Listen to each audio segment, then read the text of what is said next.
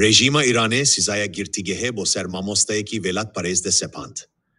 Dadgeha taybeta oliya rejîmê li bajarê Tehranê, bi tohmeta berêzîkirin bi pîroziyên ola İslamê, sîzaya sê sal û yek ev girtîgeh û kedeksekirina hertimiya likswekirina kincên mamostatiya olî, bi ser mamosteyê Velat Parêz, mamosta Lukman Emînî, pêşnîmêje mizgefta çar yarê nebî ya bajarê Sînê de sepand. Ev maostayê Kurd ku pêçtir li tevgera cin Cihan Azadiyê de, bi sedema pîştevanîkirin li azadîşvazan û malbatên şehîdin ve tevgerê, bi serhev yazdeh sal girtîgeh bi ser de hatîbû sepandin.